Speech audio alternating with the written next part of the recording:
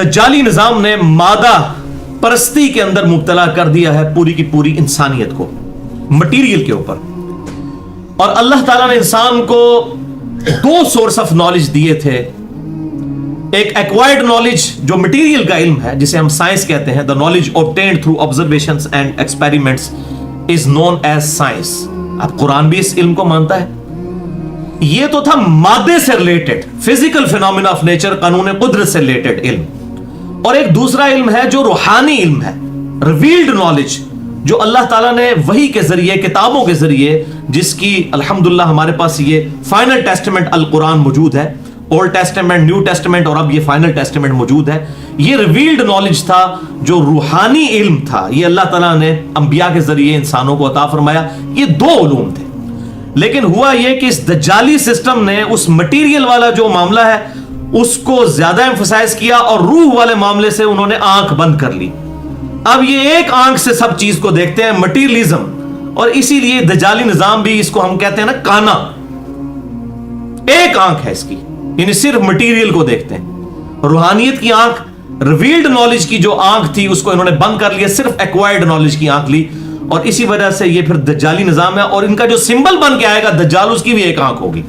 وہ اسی لیے ایک آنکھ ہوگی کہ وہ اس سسٹم کا ریپریزنٹیٹیو ہے. ابھی بھی آپ اگر ڈالر کے اوپر دیکھیں نا، ایک پیرامڈ کی تصویر بنی ہوئی ہے، اس کے سینٹر میں بھی ایک آنکھ دکھائی ہوئی ہے ڈالر کے اوپر. یہ ایک جو آنکھ ہے، یہ ایک آنکھ انہوں نے بند کر لی روحانیت کی، اور دوسری یہ مادہ پرستی کی آنکھ انہوں نے کھول لی. اس کی وجہ سے یہ جو ہے گمراہ ہو گئے. ادروائز اسلام تو دونوں علوم کو کہتا ہے کہ پیرلل میں لے کر چلو. اسلام کو سائنس کو کنڈیم نہیں کرتا، بلکہ اسلام ہی تو توہمات کو چھوڑ کر ڈیفینیٹ علم کے اوپر بنیاد رکھتا ہے. جو سورہ بنی اسرائیل میں 9th کمانڈ آئی ہے، جس میں نے پورا لیکچر بھی دیا ہے، مسئلہ نمبر 77، 10 کمانڈمنٹس کے اوپر.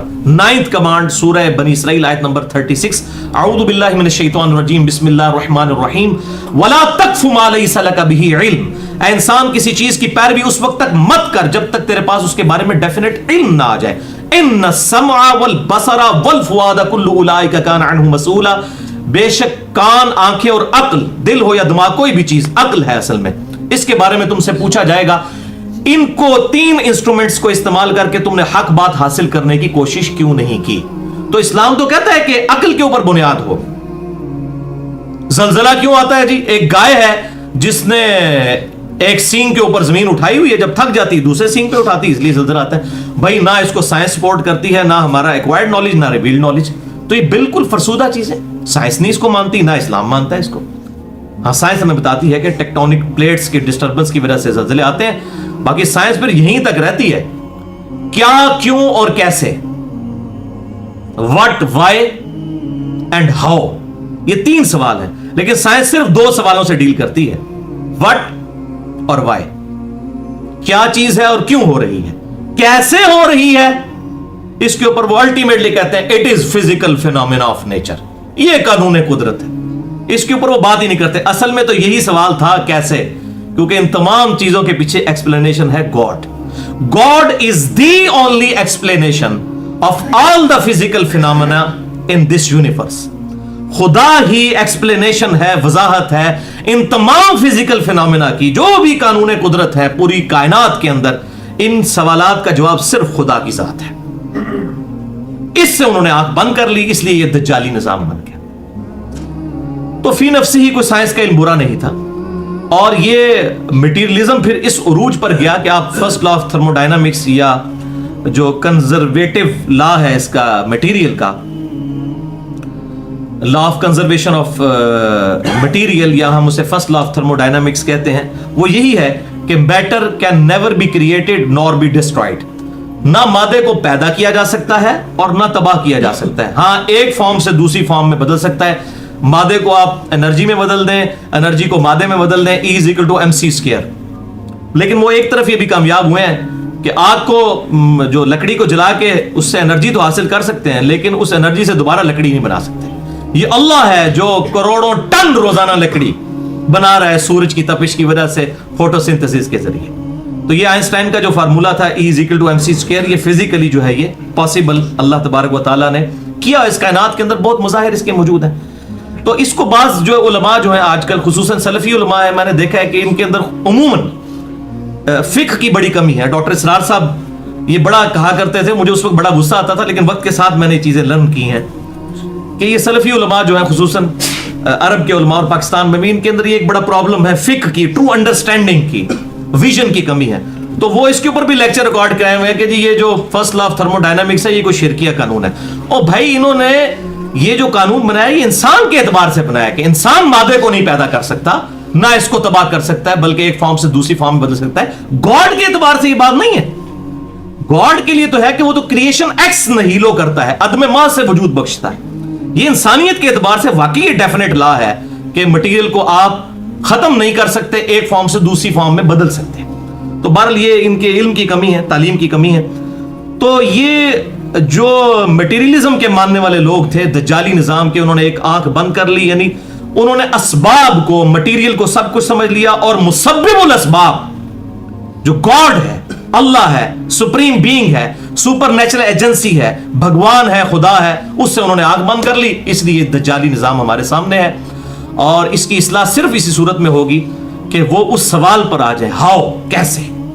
اس سوال کا جواب جو ہے ہمارے ریویلڈ نالج کے پاس ہے کہ یہ کائنات کے اندر جو کچھ ہو رہا ہے سب کی سب چیزیں ایک خدا کے کرنے سے ہوئی, الحمدللہ.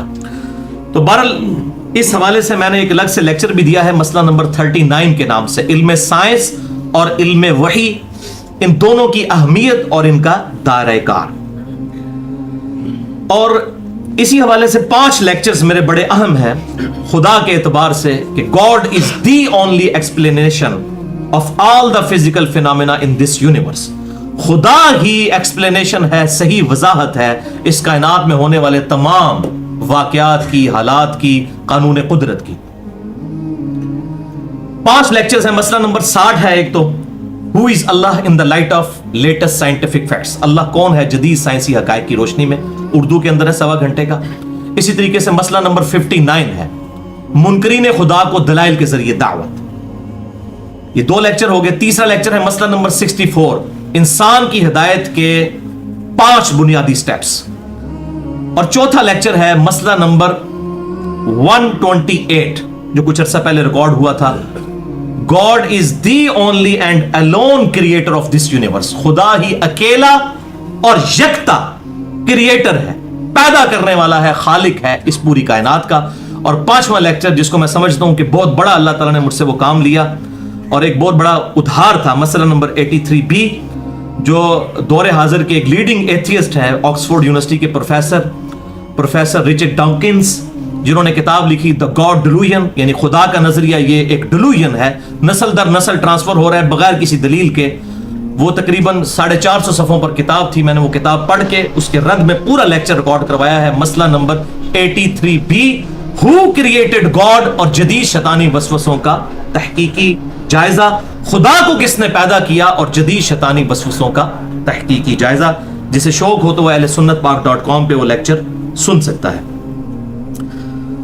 بہرحال بھائیو, یہ جو دجالی نظام ہے اس نے روح والے معاملے میں آنکھ بند کر لی. اب ایک آنکھ مٹیریل کی, اور اس کا رزلٹ ہمارے سامنے ہے کہ یہ اب گانے ہو گئے ہیں, ان کو کوئی ایکسپلینیشن نہیں ملتی.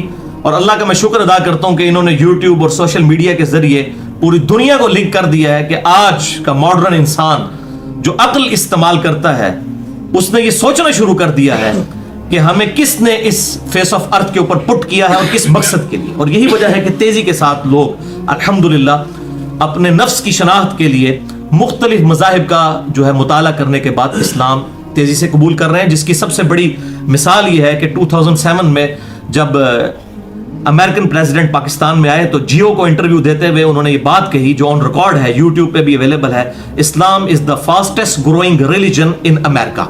سب سے زیادہ تیزی سے پھیلنے والا دین امریکہ کے اندر ہے اسلام, اور بڑی تیزی کے ساتھ الحمدللہ یہ دین پھیل رہا ہے. مولویوں کی دعوت کی وجہ سے نہیں, مولویوں کی تقریر تو ان کی اپنی پبلک بھی نہیں سنتی, نہ ان کی کمپیٹنسی ہے کہ کسی غیر مسلم کو سمجھائیں, یہ الحمدللہ قرآن حکیم کی وجہ سے. اور میں نے اس پہ کئی ایک لیکچر دیے, مسئلہ نمبر 85 خصوصاً قرآن اور قتال, ہمارے نبی صلی اللہ علیہ وسلم کی 2 خصوصیات, جسے شوق ہو تو وہ دیکھ سکتا ہے.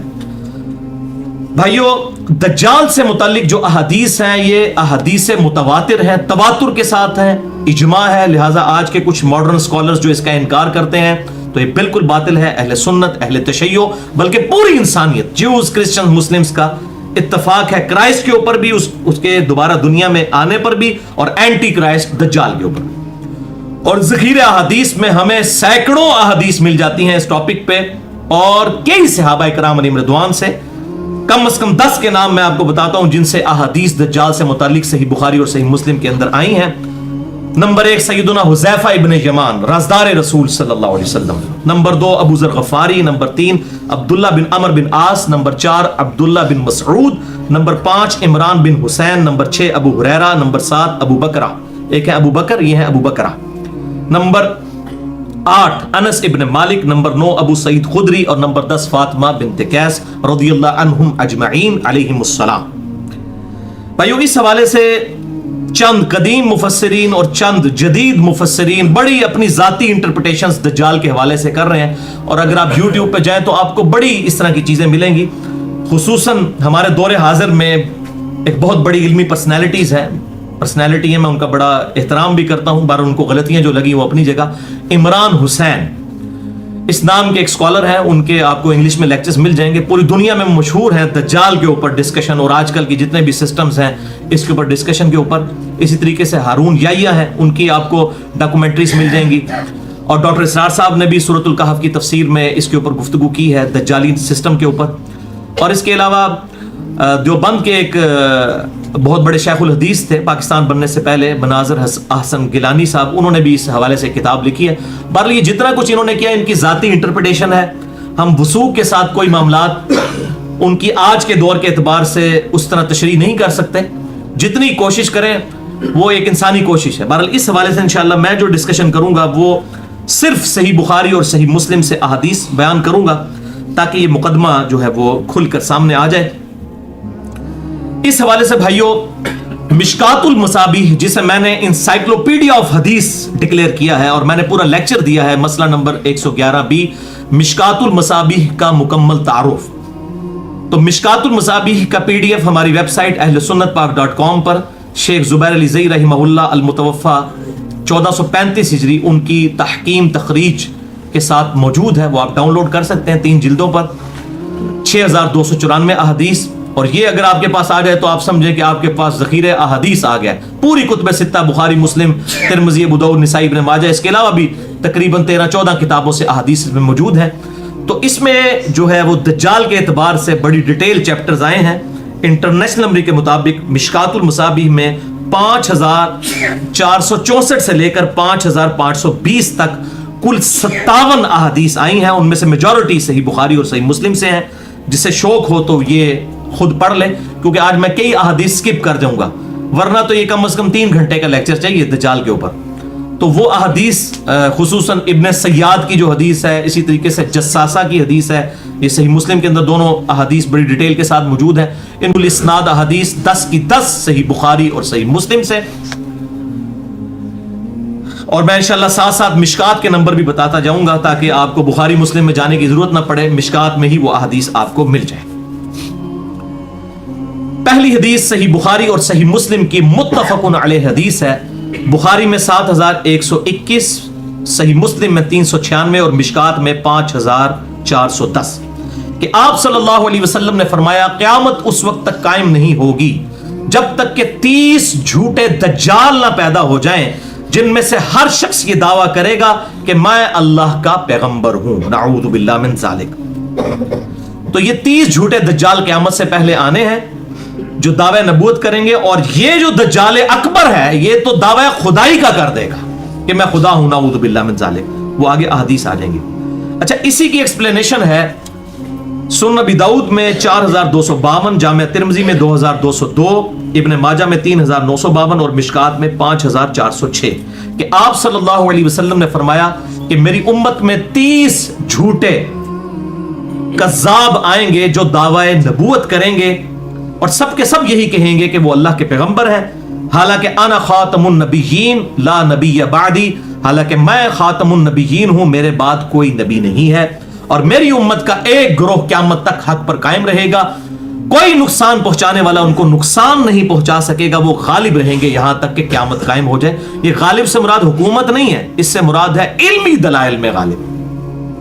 جو سورۃ الانفال میں آیا کہ جو ہلاک ہوا دلیل سے ہلاک ہوا، جو زندہ ہوا دلیل سے زندہ ہوا، 10ویں پارے کے پہلے صفحے پہ یہ آیت موجود ہے. تو یہ علمی غلبہ ہے، اس سے مراد کوئی فزیکل حکومتی غلبہ نہیں ہے، یہ بات سمجھیں. تو اس حوالے سے میرا ایک ڈیٹیل لیکچر بھی ہے مسئلہ نمبر 40 کے نام سے، کیونکہ ان 30 دجالوں میں سے ایک بڑا دجال جو ہے وہ ہماری ہی اس ایک 100 سال کے اندر گزرا ہے، غلام احمد قادیانی، اور اس کی دجالیت بہت بڑے لیول کی ہے، کیونکہ اس سے پہلے جن لوگوں نے جھوٹا دعویٰ پیغمبری کیا وہ وقت کے ساتھ ختم ہو گئے، لیکن اس کے فالورز ابھی بھی لاکھوں کی تعداد میں دنیا میں موجود ہیں. تو میں نے اس لیے پورا لیکچر بھی اس حوالے سے ریکارڈ کروا دیا ہے، جو وہ لفظ خاتم اور خاتم کی بحث کرتے ہیں. مسئلہ نمبر 40 ہے میرا اہل سنت پاک.com پر، اور وہ میں نے 40 کی نسبت لی تھی اور وہ بائی چانس ہی آئی تھی اس وقت. وہ سورۃ الاحزاب کی آیت نمبر 40 ہے، ما کان محمد ابا احد من رجالکم ولکن رسول اللہ وخاتم النبیین. نبی صلی اللہ علیہ وسلم، محمد صلی اللہ علیہ وسلم تم مردوں میں سے کسی کے باپ نہیں ہیں، بلکہ وہ تو اللہ کے پیغمبر ہیں اور خاتم النبیین ہیں. آپ صلی اللہ علیہ وسلم نبوت کی مہر بھی ہیں، اور مہر ڈاکومنٹ کے اینڈ پہ لگتی ہے جس کے بعد کوئی چیز ایڈ کرنا جرم ہوتا ہے. یہ مہر بھی ہے اور خاتم بھی ہے اور خاتم بھی ہے. یہ دونوں الفاظ آپ صلی اللہ علیہ وسلم کے لیے بخاری و مسلم میں جتنی حدیث آئی تھی میں نے ڈیٹیل سے اس میں بیان کی، آج میں اس تفصیل میں نہیں جاتا. دوسری حدیث بھی صحیح بخاری اور صحیح مسلم کی متفق علیہ حدیث ہے.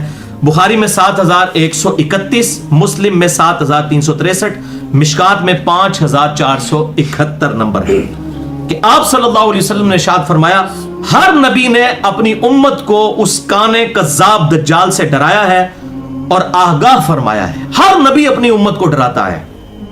سن لو، وہ کانا ہوگا جبکہ تمہارا رب کانا نہیں ہے.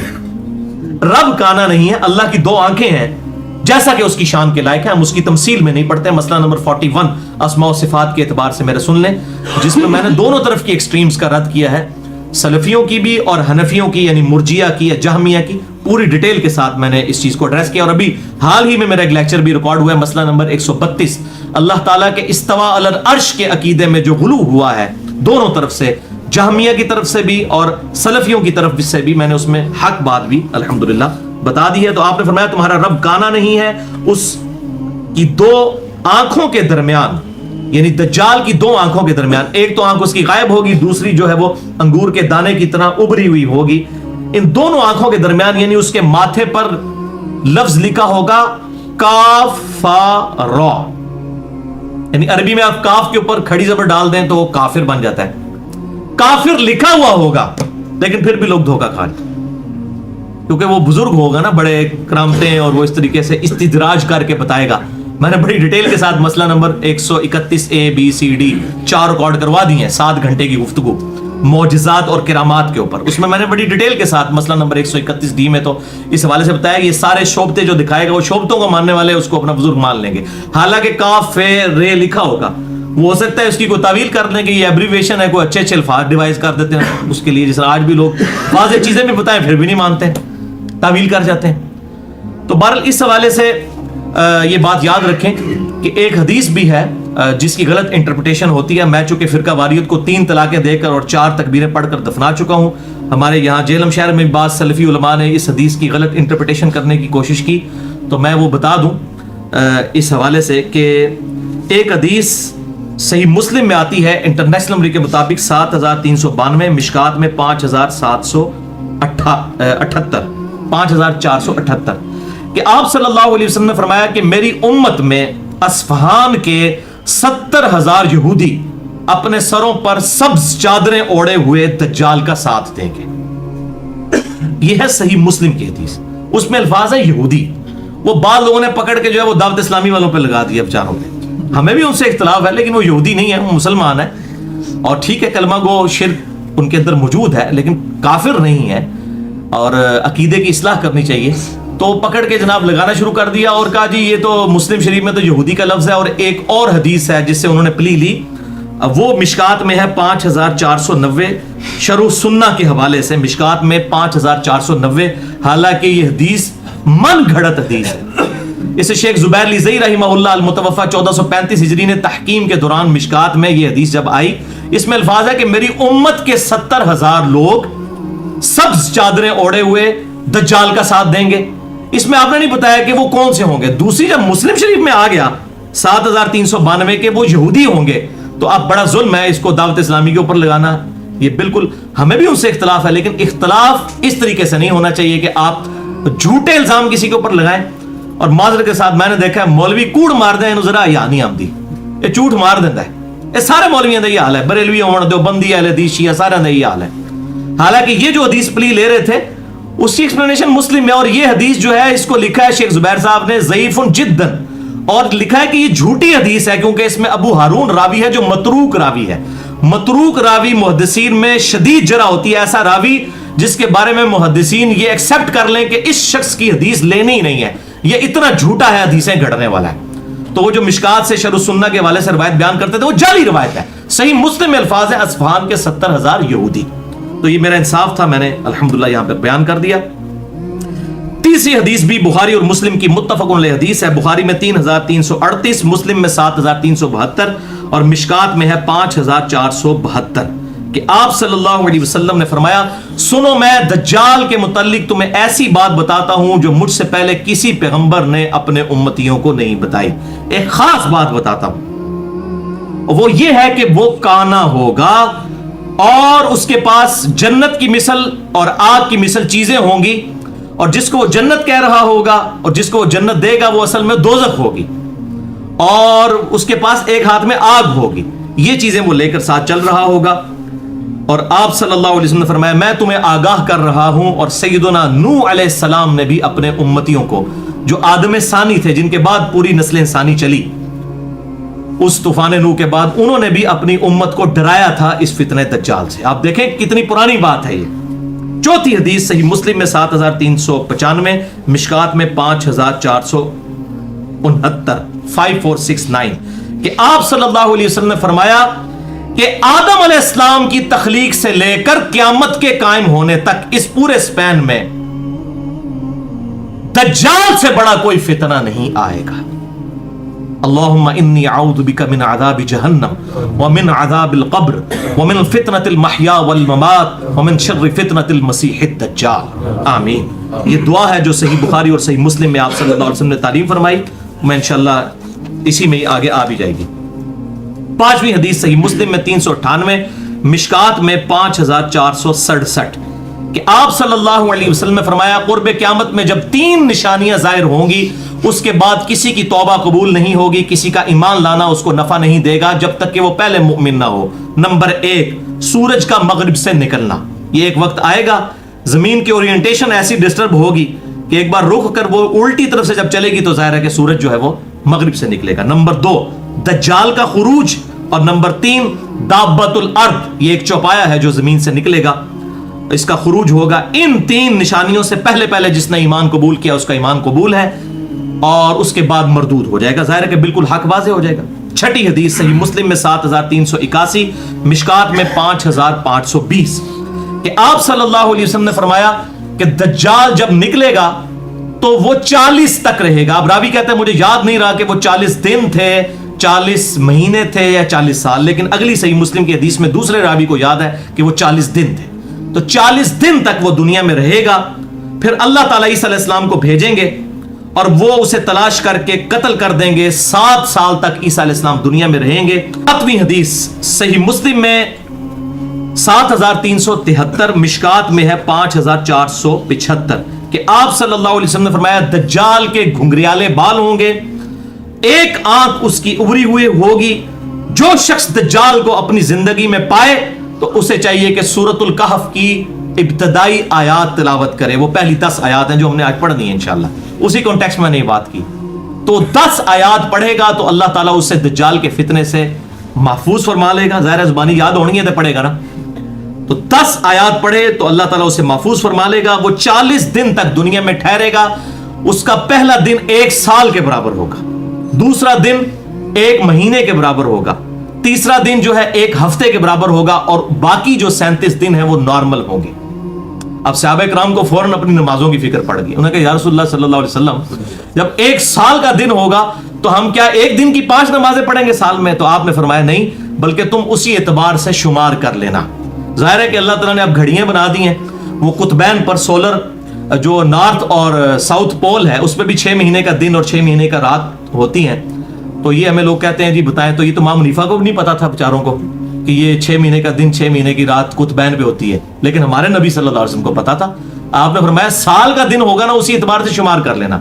تو آج بھی آپ نارتھ پول اور ساؤتھ پول کے اوپر گھڑیاں بنی ہوئی ہیں, وہ 6 مہینے کا دن جو ہے انہوں نے 24 گھنٹے میں ڈیوائڈ کیا ہوا ہے. تو وہاں پر یہ ہمارے پاکستان سے بھی کچھ فوجی گئے تو وہ دن کا وقت تھا اور عشاء کی نماز پڑھ رہے تھے, کیونکہ 6 مہینے تک دن ہے. تو آپ نے کیا فرمایا, اسی کو شمار کر لینا, اسی اعتبار سے ڈیوائڈ کر لینا. تو الحمدللہ اب اللہ تعالیٰ نے گھڑیاں دے دی ہیں, لہٰذا اس معاملے میں اللہ تعالیٰ نے انسان کو ترقی کروا دی ہے. تو آپ نے فرمایا کہ وہ دجال, اسی حدیث میں آگے آتا ہے کہ وہ بارش برسائے گا, یعنی وہ فطرہ بنایا گیا نا, اور وہ سبزہ زمین سے اگا لے گا. اچھا, اس کی وجہ سے بعض لوگ ان حدیثوں کے انکاری ہو گئے, وہ کہتے ہیں یہ تو خدا کی طاقت ہے. بھائی وہ تو خدا کی طاقت ہے مردے کو زندہ کرنا, لیکن قرآن حکیم میں آیا کہ حضرت عیسیٰ علیہ السلام اللہ کے اذن سے مردے کو زندہ کرتے تھے. جس طرح شیطان کو اللہ نے اتنی طاقت دی ہے ہماری آزمائش کے لیے, اسی طریقے سے دجال کو بھی اللہ تعالیٰ طاقت دے گا ہماری آزمائش کے لیے کہ کون اسے رب مانتا ہے اور کون اپنی اس عقیدے کے اوپر قائم رہتا ہے. تو پھر اسی حدیث میں آگے الفاظ ہیں صحیح مسلم 7373 کہ آپ صلی اللہ علیہ وسلم فرماتے ہیں پھر اللہ تعالیٰ عیسیٰ علیہ السلام کو بھیجے گا. ظاہر امام محمد مہدی کے تو قابو نہیں آئے گا دجال, وہ زیادہ طاقتور ہوگا. تو عیسیٰ علیہ السلام کے بارے میں اسی صحیح مسلم میں آتا ہے کہ وہ 2 زعفرانی زرد کلر کی چادریں اوڑے ہوئے, ایک تہمد اور ایک اوپر چادر, 2 فرشتوں کے پروں پر ہاتھ رکھتے ہوئے دمشق کے مینار کے اوپر اتریں گے, اور پھر وہ دجال کو مقام لد پر پا کر وہاں پر قتل کر دیں گے. ان کی سانس ایسی نکلے گی حضرت عیسیٰ علیہ السلام کی کہ دجال کے فالورز اور دجال پگھلنا شروع ہو جائے گا. اب یہ پتہ نہیں اللہ تعالیٰ نے ان کے سانس میں کیسی کوئی لیزر فٹ کر دی ہوگی کہ وہ یوں کر کے جیسے دیکھیں گے دجال کو تو وہ پگھلنا شروع ہو جائے گا. یہ تو آج ہم سمجھ سکتے ہیں کہ یہ اس پہ ہالی ووڈ نے فلمیں بھی جو لیزر کی بنا دی ہوئی ہیں, یہ فزیکلی حضرت عیسیٰ علیہ السلام کو اللہ تعالیٰ یہ کوالٹی دے دے گا کہ وہ دجال اور مقام لد پر اسے پکڑ کر قتل کریں گے. اور آپ کو حیرانگی ہوگی کہ 60s کے اندر اسرائیل نے اس چھوٹے سے گاؤں لد کے اندر انٹرنیشنل ایئرپورٹ بنایا ہے. لوگ حیران تھے کہ یہ لد میں ایئرپورٹ بنانے کی کیا ضرورت ہے. تو یہ مقام لد کا ذکر صحیح مسلم 7373 میں موجود ہے, اور میرا اپنا گمان ہے کہ شاید وہ اپنے کسی بوئنگ یا ایئربس جہاز میں فرار ہونے کی کوشش کرے گا وہ اس لد انٹرنیشنل ایئرپورٹ سے, اور عیسیٰ اسلام وہیں پر اس کو لیزر مار کے جو ہے وہ ہلاک کر دیں گے انشاءاللہ تعالی. اللہ تعالیٰ اگر ہماری زندگی میں ایسا معاملہ ہو تو ہمیں امام محمد مہدی اور سیدنا عیسیٰ علیہ السلام کا ساتھ نصیب فرمائے. آمین.